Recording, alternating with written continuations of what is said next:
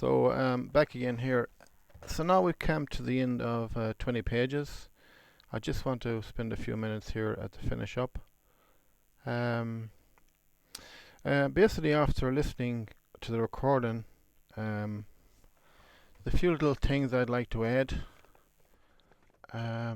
First of all, I'd like to apologize for any coughs that may have come across to any listeners. It's no doubt it's an amateur kind of a recording. It's just a basic headset, and well, I hope the analysis is not amateur. But so moving on, there's just some things there that I spotted as I was listening. Well, basically at the start of the book, Joyce has described Buck Mulligan as he's used the word like equine and length, his face, and he's used girdled, ungirdled on a few occasions. I think Joyce is more or less describing Buck Mulligan as like a horse of a man, which is a common enough expression here in Ireland. He's like a big horse of a man, basically, I think.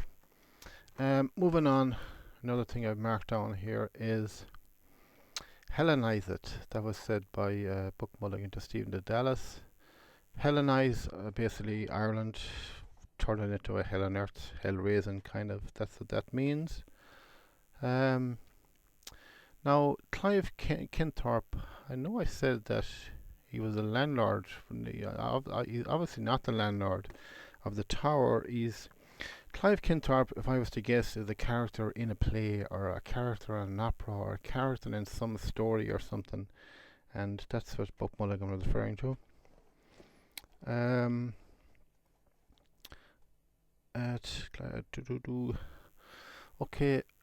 Stephen de Dallas, he said he was a servant to a servant at one stage to Buck Mulligan.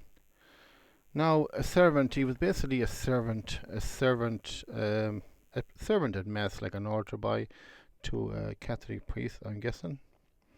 And he says he was a servant to a servant. He was a servant to the priest, and the priest would be a servant to God.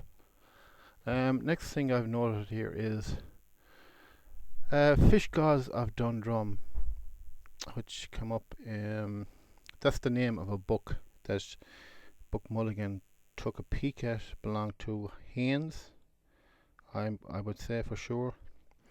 So another thing I've noticed here is Mother Grogan's, that's referring to the teapot and the water pot. Now this Mother Grogan was obviously, she was probably the tea lady.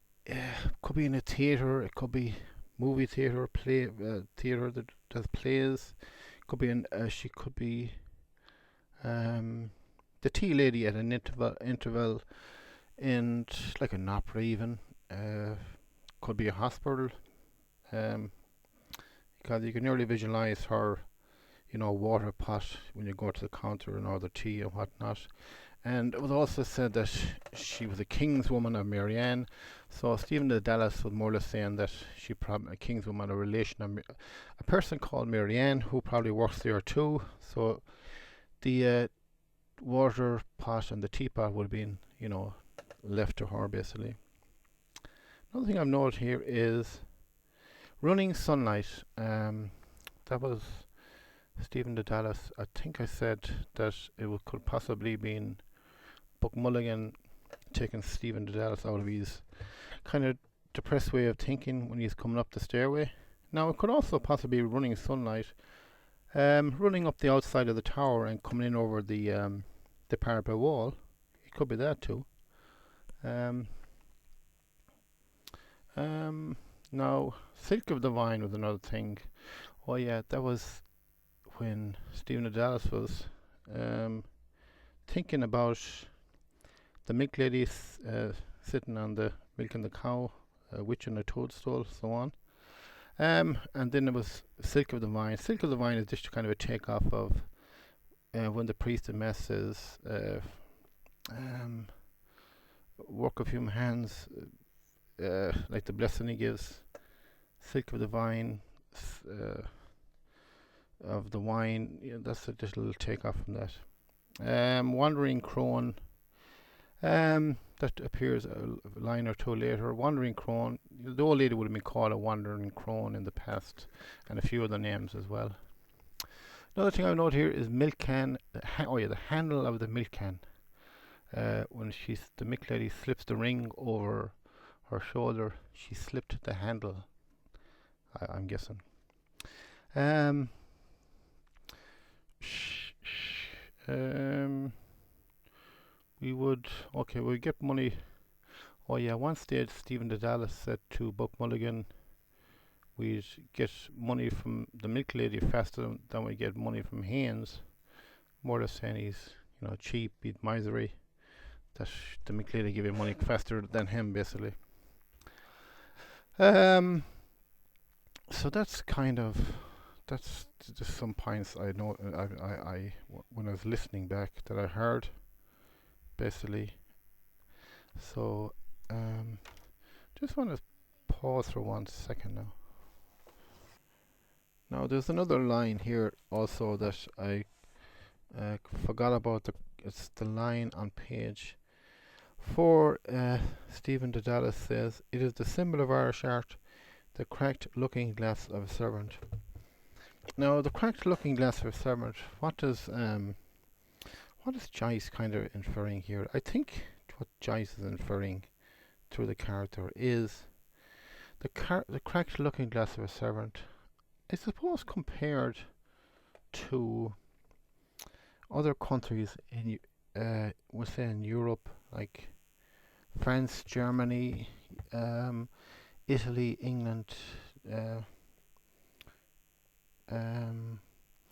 who were giants in the art world, from like the operas, like you had Beethoven, Tchaikovsky, Leonardo da Vinci, Shakespeare's plays, and all them great, fantastic works in the art world. I think Joyce is more or less saying that Ireland would pale in comparison to these giants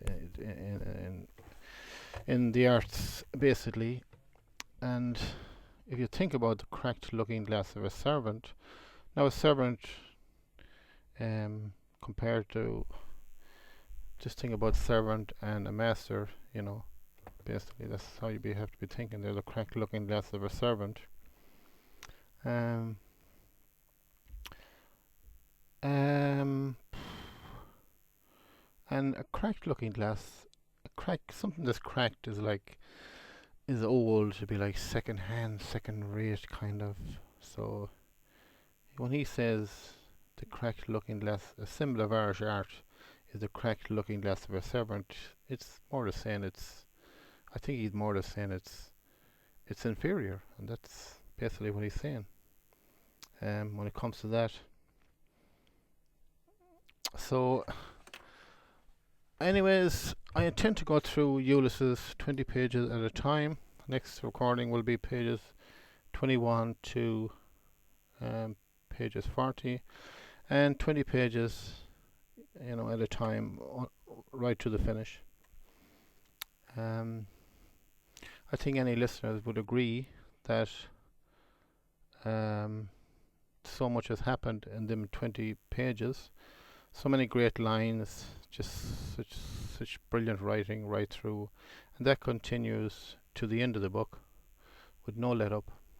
I know it's a long recording, but where everybody knows what to say about fine wine, can't be rushed, obviously, and Ulysses definitely cannot be rushed, because you would just, if you even rush when you read Ulysses, if you rush it, you miss so much. Basically. So the next 20 pages I hope to have up within a week and a half to 2 weeks on YouTube. And just before I go, I'd like to give a little plug for my book of short stories, which is called 9 Stories from Avinon. Spelling for that is Aevinom. It's available at Amazon. It can be viewed, I think 18 pages can be viewed online. Anyone that purchases that book, I would really appreciate it. Even though it's called Nine Stories from Evanon, it is nine short stories, but it's also nine one-act plays because each story would be over 95% dialogue. So as I wrote each short story, I was also writing a one-act play. So it's nine one-act plays as well, which I have flipped into play format, and hopefully sooner than rather than later, I hope to get all nine one-act plays staged, along with two more one-act plays I wrote. That's 11 in total, plus two full-length plays, as I said at the start of this recording. One which was staged in New York in a small theatre called Theatre for a New City in the year 2000, starring cast of 11, Fidemna Murphy, lead actress, Duncan Rogers, lead actor, directed expertly by John Keating, and stage managed by Francis Smith expertly, and with an overall excellent cast. And it ran for 30 nights and got a fairly good review from the Village Voice in New York, and excellent review from the Irish Echo newspaper and the Irish Voice newspaper. That was in the year 2000. So I haven't had any luck in getting any theatre in Ireland to stage any of my plays. Hopefully that will change soon. At the moment, I have 4 complete nights of theatre wrote. Overall cast for all them plays will be close to 80. I think 42 actors, 38 actresses, and that doesn't take in, the stage people, directors, makeup people, background people, lights people, all that. And I'm just waiting for some theatre in Ireland to, stage them, basically. I've been trying for over 12 years and I haven't had any luck yet. Hopefully that will change. But anyways, hopefully anyone that purchased my book, it will help in some way that I could actually stage these plays myself.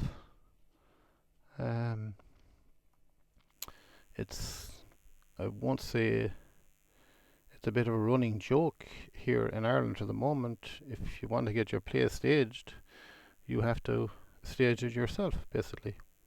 But that aside, I very soon, anyways, I'm going to stage 3 one-act plays. 2 of them one-act plays is taken from the book Nine Stories from Evanon, and the other third one-act play is ironically a play I wrote through a few characters describing Irish theatre in Ireland at the moment, and the name of that is called Stop Being So Fearful. I hope to be advertising soon in the local Galway papers here for a cast. Overall cast will be 24, 12 actors, 12 actresses, and hopefully in the next 6 months to a year, I hope to advertise in the local papers here, looking for a cast. Well, that's it basically. The next recording will be within 2 weeks. Ulysses, pages 21 to 40, and right through to the end of the book. And I also hope to do the same thing with James Joyce's Dubliners, which is an incredible book, full of, same as Ulysses, full of so many hidden meanings, and totally hilarious. And I also would like to eventually do a lot of Emily Dickinson's poems, who, my 2 favorite writers are James Joyce and Emily Dickinson. And I dare I say, I think Emily Dickinson a lot of her poems are are totally misunderstood. Um, she has been portrayed as being a reclusive, dark, depressed type of character, wrote about death all the time. Um, I don't agree with that at all.